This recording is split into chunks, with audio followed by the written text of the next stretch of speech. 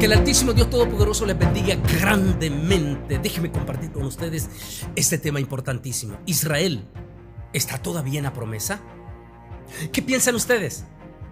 Bueno, pero antes leamos este pasaje de las Sagradas Escrituras. Por tanto pregunto, ¿ha desechado Dios a su pueblo? De ninguna manera, porque también yo soy israelita, descendiente de Abraham, de la tribu de Benjamín. ¿No ha desechado Dios a su pueblo, al cual desde antes conoció? ¿O no sabéis lo que dice la Escritura acerca de Elías? De cómo se quejó ante Dios contra Israel diciendo: Señor, a tus profetas han dado muerte y tus altares han derribado, solo yo he quedado y procuran matarme. Pero ¿cuál fue la divina respuesta? Me he reservado 7,000 hombres que no han doblado la rodilla delante de Baal.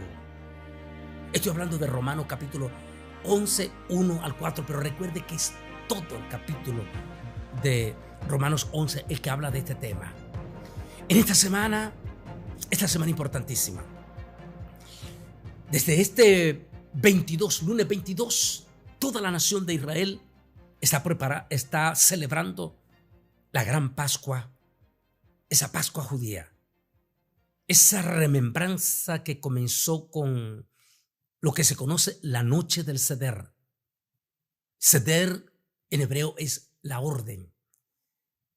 Esa noche que se conoce como la noche también de los primogénitos, cuando el pueblo de Israel está pasando un momento durísimo, difícil, donde la nación de todo Egipto, todo el pueblo de Egipto, que también en aquel entonces era conocido como la potencia, digamos, como una especie de la primer potencia del mundo. Es decir, lo que hiciera Egipto lo respaldaba el resto de todos los pueblos, tanto de África como del Oriente. Así que la situación de Israel debió haber sido sumamente delicada en aquel momento. No es que debió, de hecho era sumamente delicada. En aquella última plaga, la 10ª plaga, que se conoce como la muerte de los primogénitos. En aquel momento Israel estaba pasando un momento dificilísimo. Eran seres humanos, son seres humanos, pero hablemos de aquella época. Estaban nerviosos, estaban asustados. El Altísimo le había ordenado que todititos se encerraran en sus casas. Les había ordenado que sacrificaran un cordero, y que comiesen la carne del cordero con sus hijos con hierbas amargas, y que se encerraran en sus casas. También ordenó que la sangre de ese cordero que ellos sacrificaron, la sangre de él, utilizasen con hisopo y pusiesen la señal de la sangre del cordero en sus puertas. Debió haber sido interesantísimo. Hablemos de los niños en aquel momento, cuando están toda la familia en sus mesas comiendo aquella carne con hierbas amargas. Ya ha caído la noche y de momento los niños israelitas empiezan a escuchar gritos y lamentos de sus vecinos. Los niños israelitas debieron de haberse estremecido en aquel momento y le preguntaban a sus padres, a los abuelos en aquel momento: papá, ¿qué está pasando afuera? ¿Por qué nosotros estamos encerrados? Y solo imagínese usted la respuesta en aquel momento de los padres, de los abuelos: hijo, es que el ángel del juicio está pasando por cada una de las casas de los egipcios, y cada primogénito de la casa de los egipcios está en este momento muriendo. Los niños preguntaban: Señor, papá, pero ¿y nosotros? No se preocupen. ¿Vieron ustedes cómo en la tarde este cordero que estamos comiendo, la sangre de ese cordero, agarramos un hisopo y pusimos la señal de la sangre de ese cordero en nuestras puertas? Orden del Altísimo, para que cuando el ángel del juicio esté pasando por todo Egipto, en la tierra de Egipto, al ver una casa que tiene la señal de la sangre del Cordero, esa casa no será tocada. Fue órdenes que nos dio el Altísimo. Y por eso nuestras casas no están sufriendo el dolor o el luto. Debió de haber sido una noche durísima para el pueblo de Egipto. Había clamor, habían gritos profundos. No había una sola casa en Egipto, una sola casa que no tuviese luto esa noche. Desde el más pobre de los egipcios hasta la propia casa del mismo faraón. Qué interesante, porque a veces es difícil entender esto, sobre todo para la gente que no conoce al Altísimo Dios Todopoderoso. Cualquiera hoy en día podría juzgar profundamente aquella acción de aquella noche. Pero la pregunta es, ¿cuánto daño el pueblo de Egipto había hecho al pueblo de Israel? ¿Cuántas lágrimas y dolor el pueblo de Israel? Aquellas madres judías, aquellas abuelas judías, ¿cuántos de sus hijos habían perecido en manos de los egipcios sin que nadie, ninguna ley, ninguna justicia pudiese interceder por ello? Hay un dicho, proverbio de la Biblia que dice que lo que el hombre sembrare, podríamos decir, lo que sembrare una nación o un pueblo, eso es lo que va a cosechar. Y máximo si se mete con el pueblo de Dios.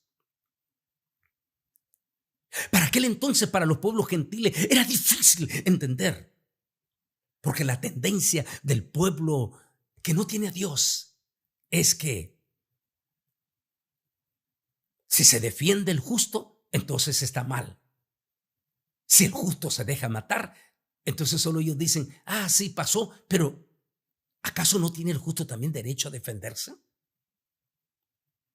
O en este caso, el pueblo de Israel. La situación era sumamente delicada esa noche. Y allí estaban todos los judíos en su casa, comiendo carne de cordero con hierbas amargas. Y a eso posiblemente de las 10 de la noche, hablando en aquella época, 10 de la noche, la casa donde estaba Moisés y su hermano Faraón y su familia juntos en aquella casa, junto con toda la comunidad judía regada en el pueblo de Egipto. La casa donde estaba Moisés la tocan fuertemente 10, digamos 10, 11 de la noche o 9 de la noche. Cuando Moisés abre la puerta ante la insistencia, era la guardia especial de la casa del faraón. Se presentan y le dicen, Moisés, el faraón le urge mirarte en este momento. Moisés y Aarón, que ya estaban persuadidos de parte del Altísimo que eso iba a pasar, acudieron a la casa del faraón. Y allí el faraón le dice, vete con tu pueblo, vete con toda tu gente, váyanse a adorar a su Dios, pero salgan de Egipto ahora mismo.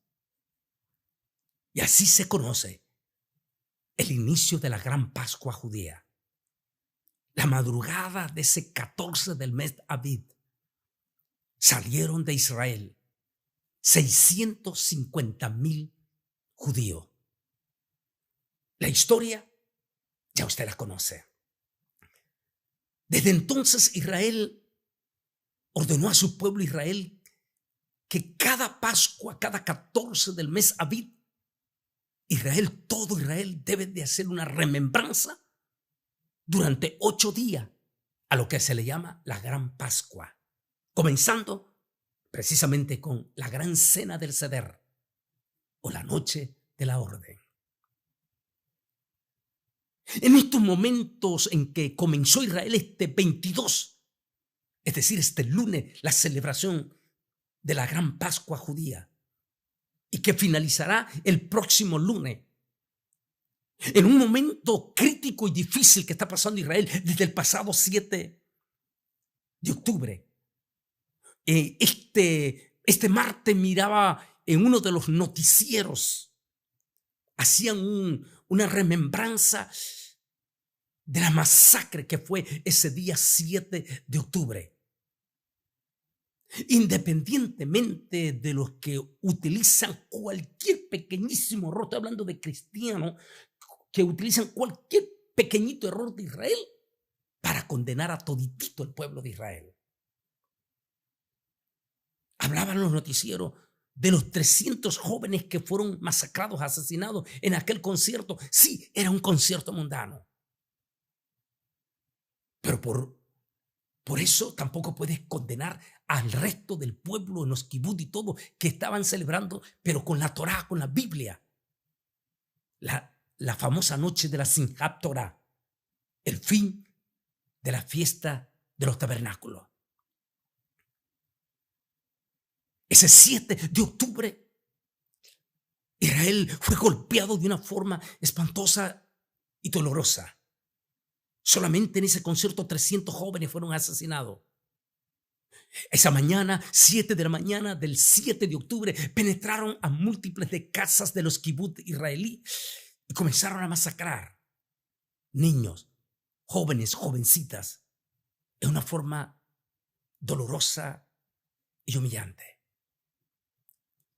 A partir de aquel momento, Israel no tenía otra alternativa, porque no solamente fue, como hemos hablado múltiples de veces, golpeado con aquella masacre, sino que a partir de esa madrugada fueron lanzados en una forma indiscriminada más de 500 misiles desde el territorio de Gaza sobre la población de Israel. Que gracias a esa cúpula de hierro que interceptó en su totalidad esos 500 misiles que fueron enviados indiscriminadamente contra la población del pueblo de Israel. A partir de ese momento, Israel tomó la decisión de tomar acciones, porque si no lo hacía, iba a demostrar automáticamente una profunda debilidad, y entonces el enemigo iba a venir con lo peor. Han pasado 200 días hasta este pasado 23 desde que sucedió esa masacre. Pero, ¿qué ha pasado a partir de ese momento? Israel está pasando en estos momentos una crisis durísima. Porque no solamente ha tenido que meterse en busca de ese enemigo peligrosísimo que solo tiene un solo eslogan: no parar hasta no ver al último judío desaparecido. Así que no solamente ha tenido que entrar a buscar a ese enemigo que se esconde, que utiliza como escudo a la misma población civil de los palestinos, sino que al mismo tiempo ha recibido múltiples de ataques simultáneamente desde la frontera norte, es decir, desde Siria y desde Líbano. Y no solamente eso, los chiitas que utilizan desde Yemen, utilizando las aguas del mar, tirando múltiples de misiles desde el mar en dirección hacia Israel.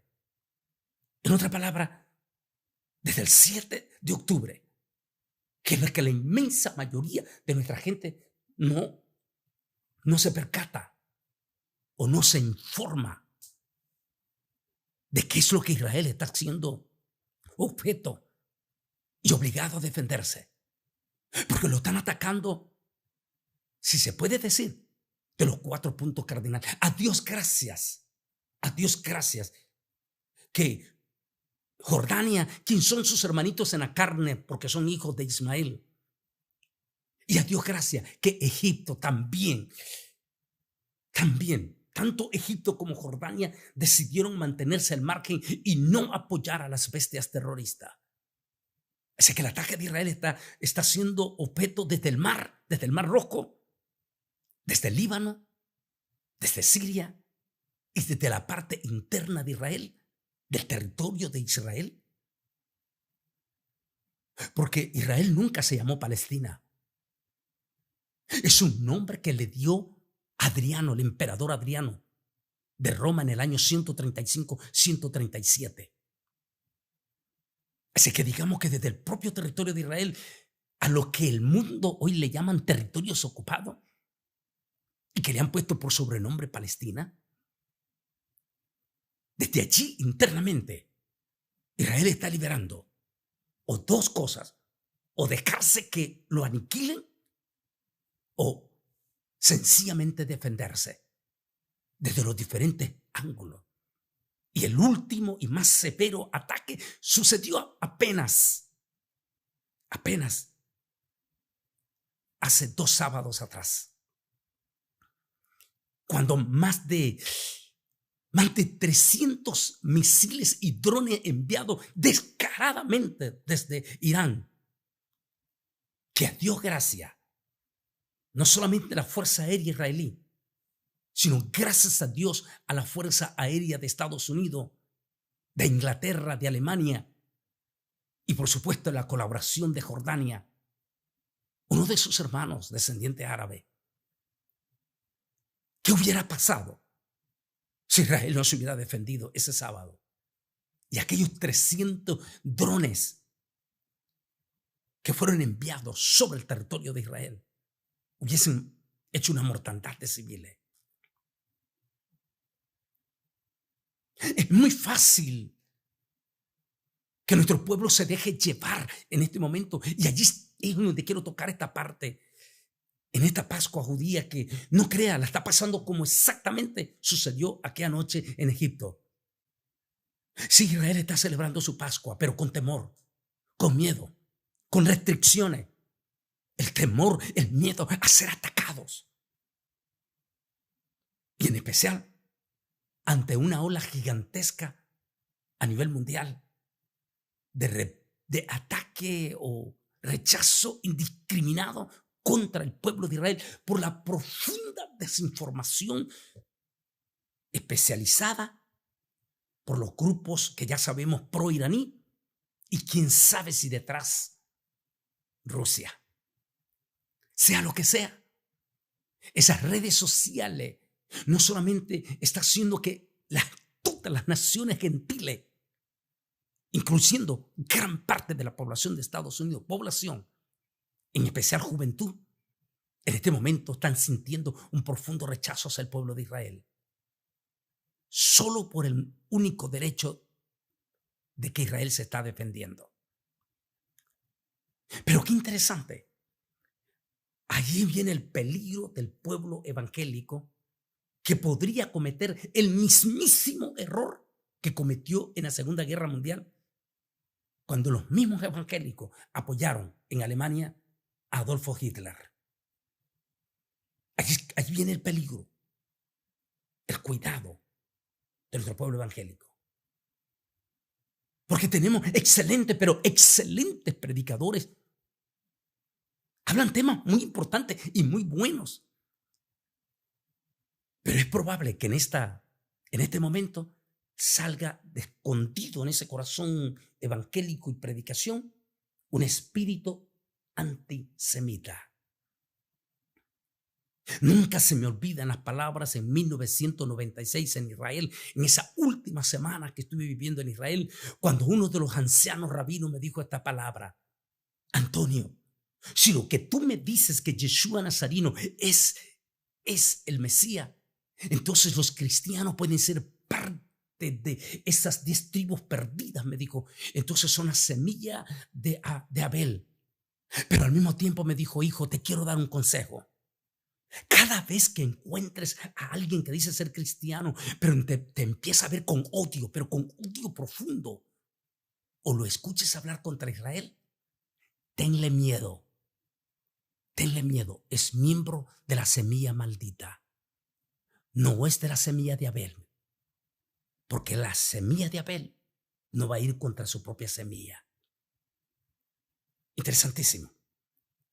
Porque en este momento hay peligro, no es que hay peligro, se está viendo donde múltiples de reconocidos predicadores están sacando de lo profundo de su corazón, disfrazadamente, con antifaz, su espíritu antisemita. Mensajes como que ¿por qué estar idolatrando a Israel? No estamos idolatrando a Israel. Mensajes como ay, no podemos apoyar las cosas malas que Israel está haciendo en este momento. O como mensaje, se merecen por este concierto que estaban haciendo ese día. Cuidado con esos mensajes disfrazados. Como alguien dice, en la vida del Señor hay de todo. No podemos decir que todititito los israelitas estaban reunidos en ese festival o que estaban ya celebrando. No. Y no por eso podemos juzgar a toda la nación ni justificar lo que se hizo esa noche. Como un predicador que utilizan eso de una forma razonable, pero sin darse cuenta, inyectando el espíritu antisemita. O como este otro señor madrileño, donde habla el cuidado de los evangélicos no estar idolatrando a Israel. Porque, ¿cómo podemos apoyar a un... Y dice palabras muy peligrosas, como dando a entender que el Israel actual ya no es pueblo de Dios. Por eso el tema que utilizamos es: Israel, ¿está todavía en la promesa? Y lo comenzamos con esas palabras del apóstol San Pablo en Romano. ¿Ha desechado Dios a su pueblo? En ninguna manera, dice Pablo, porque yo también soy judío de la tribu de Benjamín. O como dijo este profeta, era un falso profeta, pero lo dijo, quedó allí. ¿Cómo yo maldeciré a quien Elohim no ha maldecido? ¿O cómo voy a desafiar a quien no ha desafiado Yahweh? Número 23:8, el propio Balaam, un gentil. Y bendeciré a los que te bendigan y a los que te maldigan bendeciré y serán benditas en toda la familia. ¿Cómo alguien siendo, no digamos cristiano, evangélico, que se supone que pertenece al olivo injertado? No olvide que el olivo natural es Israel. ¿Cómo puedes estar en contra de tu propia semilla?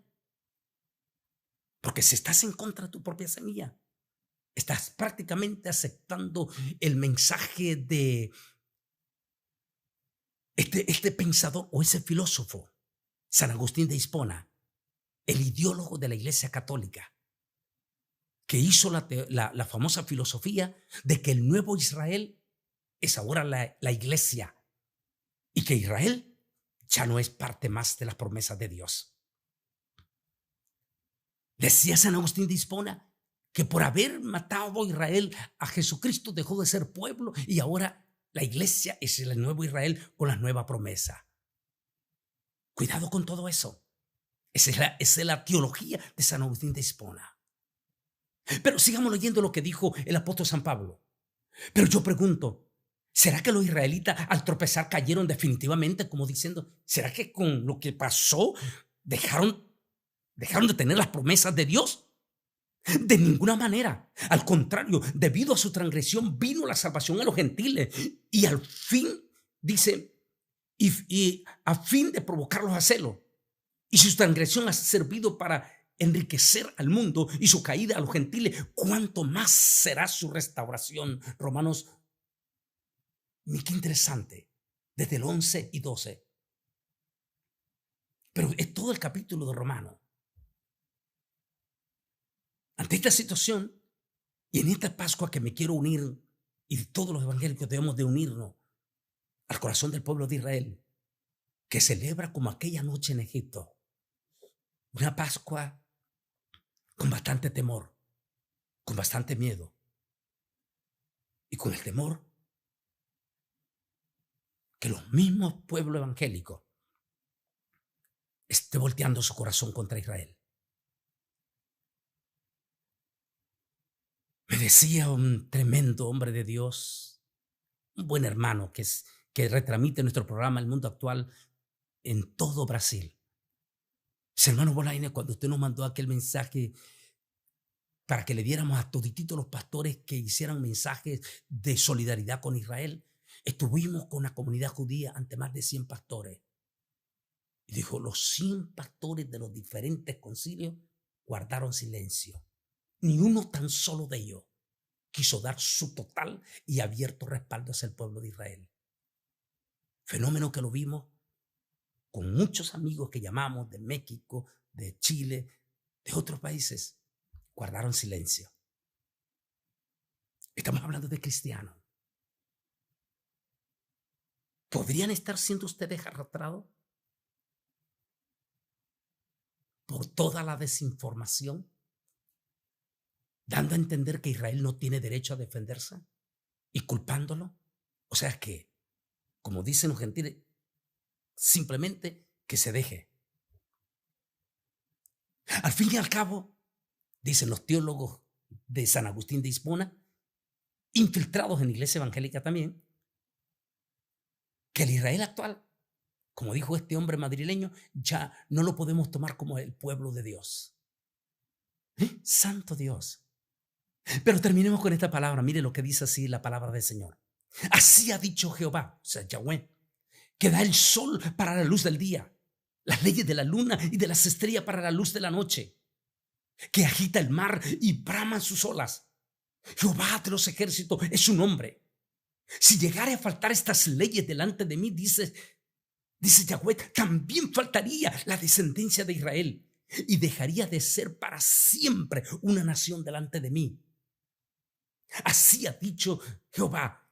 Si se pudieran medir los cielos arriba y explorar abajo los fundamentos de la tierra, también yo desecharía toda la descendencia de Israel por todo lo que hicieron. Dice Yahweh, Jeremías 31, 35, 37. Hacemos la pregunta. ¿La luna y las estrellas siguen dando su resplandor? ¿El sol sigue dando su luz? ¿Los fundamentos profundos de la tierra ya fueron medidos? Entonces, si eso todavía no ha ocurrido, entonces Israel todavía sigue siendo pueblo de Dios. Podríamos dar múltiples de razones también. Porque desde aquel 14 de mayo de 1948, solo 24 horas después, fue indiscriminadamente atacado Israel cuando ni siquiera tenía ejército. Y salió victorioso de esa guerra. 10 años después lo volvieron a atacar y volvió a salir victorioso. En la guerra de los 6 días volvió a ser atacado Israel. Y como resultado no solo conquistó territorio, sino que conquistó Jerusalén. Después, en el ayuno más sagrado del Yom Kippur, volvió a ser atacado Israel, donde estuvo en peligro inminente, pero salió victorioso. Después vinieron ataques durísimos desde Palestina, desde Líbano, los ejércitos palestinos, pero salió victorioso. ¿Saldrá victorioso después de este 7 de octubre? Hasta el momento ha seguido en victoria. Y no tengo la más mínima duda que aunque Irán viniese con todititos sus ejércitos, será derrotado. Porque el Altísimo Dios Todopoderoso todavía sigue con Israel. En síntesis, Israel sigue siendo un país de promesa. Sigue teniendo las mismas promesas como las promesas que tiene la iglesia. Te dejo la inquietud que me dijo el rabino. Si tú eres cristiano y máximo predicador y en este momento te vas del lado de los enemigos de Israel, entonces ¿de qué semilla eres? ¿Eres la semilla maldita, pero disfrazado dentro de la iglesia? Porque si estás contra Israel, como cristiano, estás en gravísimo problema. Es difícil entender, como fue difícil entender la noche de los primogénitos, pero también tienes que estar en los zapatos del pueblo de Israel. Sea lo que sea, como pueblo de Dios, como cristiano, como evangélico, no podemos dejar de apoyar a Israel en nuestras oraciones, en nuestros aspectos morales y en nuestra hermandad. Porque al fin y al cabo, somos parte del olivo injertado en el olivo natural. Y como dijo Pablo al final, todo Israel será salvo. Así que como pueblo de Dios y evangélico, nuestro pueblo evangélico, si escuchas a tu propio pastor o eres seguidor o fan de algunos de estos tipos, pastores, predicadores famosos en las redes sociales, que empieza a atacar a Israel, huye de él para que la maldición no te caiga. Así que, como dice la promesa, bendeciré a los que te bendigan. Así que como hijos de Dios, vamos a bendecir a Israel. Vamos a orar por Israel. ¿Quedará sin castigo Israel por su rebeldía? Eso déjeselo en las manos del Señor. Es Él como padre el que puede castigar a su hijo, como tú lo harías con tu hijo. Pero déjaselo al Señor. Así es que en solidaridad en esta Pascua con el pueblo de Israel, unámonos y oremos por el pueblo de Israel que tiene derecho a defenderse. ¿Y sabe por qué lo debemos de hacer? Porque Jesús es judío. Y si Jesús es nuestro glorioso Salvador, entonces con mucha más razón vamos a orar por Israel. Que Dios te bendiga.